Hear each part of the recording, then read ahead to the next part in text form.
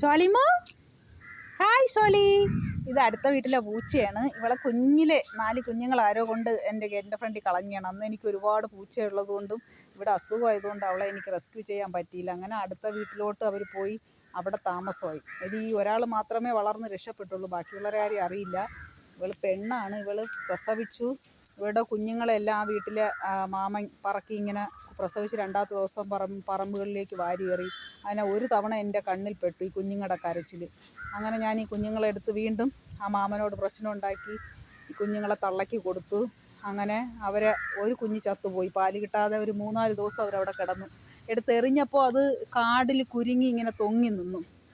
അതുകൊണ്ട് അവർ വീഴ്ചകളൊന്നും പറ്റിയില്ല. പക്ഷെ ഒരു കുഞ്ഞ് ഇത്തിരി വീക്കായിരുന്നു, അത് ചത്തുപോയി. പിന്നെ ഇവളെയും ആ കുഞ്ഞുങ്ങളെയും ഞാൻ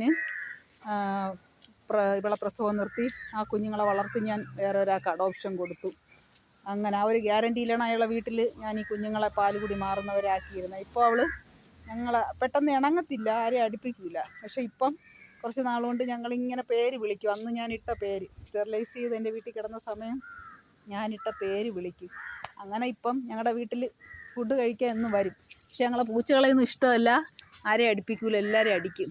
നമ്മളോടും ഇണക്കമില്ല. കാരണം അന്ന് ഞാൻ കുറേ മരുന്നൊക്കെ കൊടുക്കാൻ ശ്രമിച്ചുകൊണ്ട് പുള്ളിക്ക് എന്നെ പേടിയാണ്.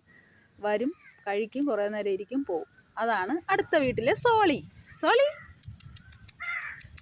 സോളി കുഞ്ഞേ, ചുണ്ടിരിയാണല്ലേ, ചുണ്ടിരി. വേണ്ട, ഞങ്ങളുടെ വീട്ടിലെ പൂച്ചകളുമായിട്ടൊക്കെ അടിയാണ്. അവരുമായിട്ടൊക്കെ ഒരു സ്റ്റെപ്പ് അടി കഴിഞ്ഞിട്ടാണ് ഈ ഇരിക്കുന്നത്.